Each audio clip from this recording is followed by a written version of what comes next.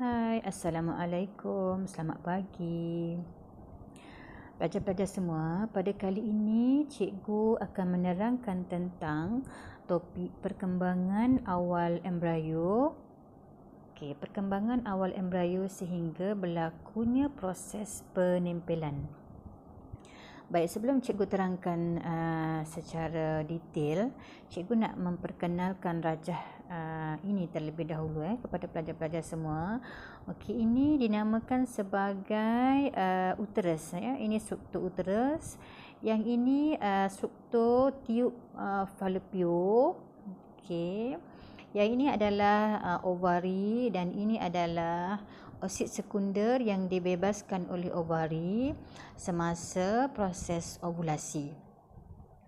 Okey, ini adalah struktur percantuman antara nukleus sperma dan nukleus ovum yang mempunyai bilangan kromosom N, iaitu separuh daripada kromosom sel induk. Dan percantuman dua nukleus ini telah membentuk zygote. Dan berlaku penggandaan bilangan sel secara mitosis membentuk morula, blastosista awal, blastosista akhir dan juga penempelan.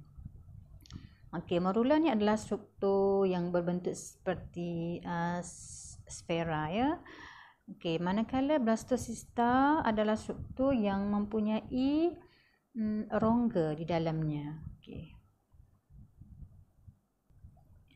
Baiklah, pelajar-pelajar semua, sekarang cikgu akan menerangkan perkembangan embrio secara terperinci berdasarkan bilangan hari selepas persenyawaan.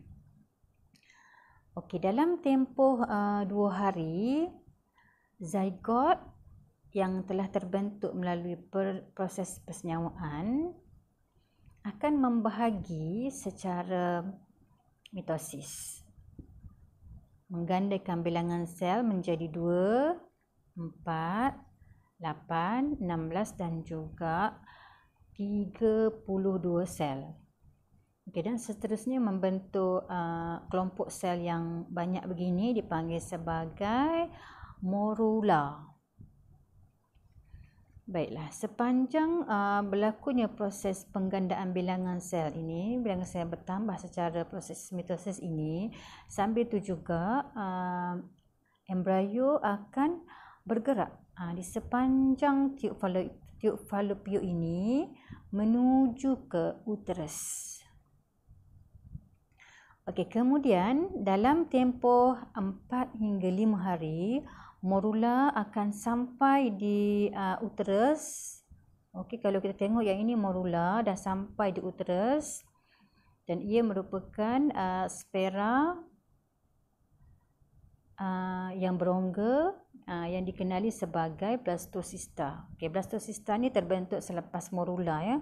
Morula akan berkembang menjadi blastosista. Dalam tempoh 6 hingga 10 hari selepas blastosista tiba di uterus,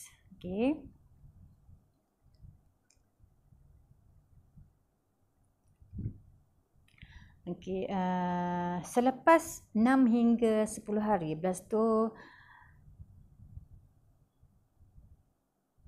cikgu betulkan di sini. Selepas dalam tempoh 6 hingga 10 hari selepas persenyawaan, blastosista tiba di uterus dan mula menembusi masuk ke dalam dinding endometrium. Dan proses ini dinamakan sebagai penempelan. Pada peringkat ini, blastosista membentuk unjuran-unjuran seperti jari, iaitu namanya villus trophoblast pada satu bahagian permukaannya, dan villus itu akan bertanggam. Bertanggam tu macam melekat lah, bertanggam ke dalam dinding endometrium dan membentuk satu hubungan yang rapat dengan tisu endometrium. Kemudian dalam tempoh 2 hingga 8 minggu, blastocista yang telah menempel ini akan berkembang menjadi embrio, dan sambil tu embrio akan menyerap nutrien dan juga khasiat terus daripada dinding endometrium ni. Seterusnya, dalam tempoh 9 minggu hingga ke proses kelahiran, embrio dikenali sebagai fetus dan